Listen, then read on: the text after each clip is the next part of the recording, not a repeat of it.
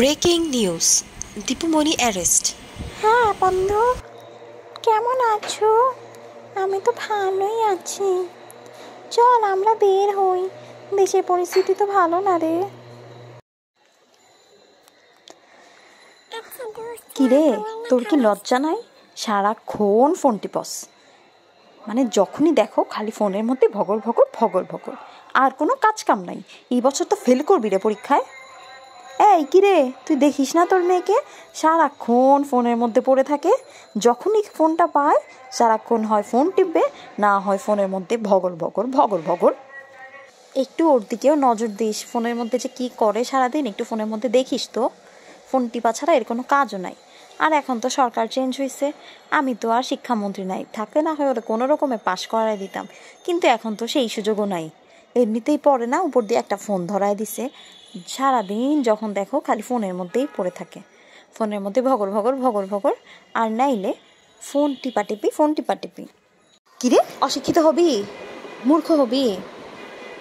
কি পাইছিস তুই অশিক্ষিতর মতো? হ্যাঁ, তোর খালা এখন আর শিক্ষামন্ত্রী নাই, ঠিক আছে, মনে রাখিস। তোরা এখন আর চাইলেও পাশ করাইতে পারবো না। আজকে থেকেই পড়তে বসবি। এখন যদি পড়তে না বসোস, কালকে থেকে তোর ফোন টিপাটিপি একদম বন্ধ করে দিব। হ্যালো, কি আসলে?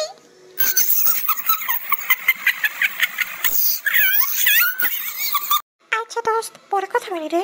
নাই কিরে কিরে, কি নিয়ে এত হাসাহাসি করিস? হ্যাঁ, এখন তো খুব হাসি দিতেছিস। এরপর যখন নাকি মূর্খ অশিক্ষিত হবি, হইয়া মানুষের বাসার মধ্যে কাজ করবি, তখন ঠিক এমনি হাসাহাসি করিস। এখন স্কুল কলেজ সব বন্ধ, আর তুমি আইসো আমার এখানে পড়ার বস্তিতে। কেউই তো পড়তেছে না, তুমি আসো আমার পিছে খালি খ্যান খ্যান খ্যান খ্যান করতে। হ্যাঁ, নিজে তো পদত্যাগ কইরা এখানে বইসা রইছো। এই চপ, তোর বলতে হবে আমি কি করছি না করছি?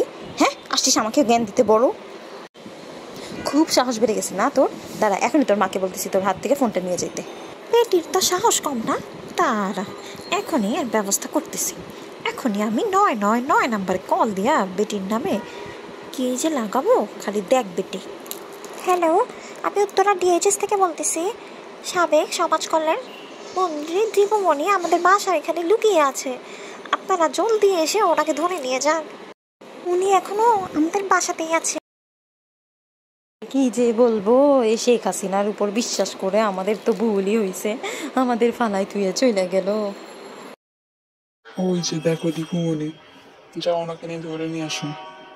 ওনার যে কি দিন আসলো যে ওনার নিজেরই ভাগ্নি আমাদের কল দিয়ে ওনাকে ধরায় দিল। যাও যাও। দুধ কলা দিয়া সাপ পুষছি।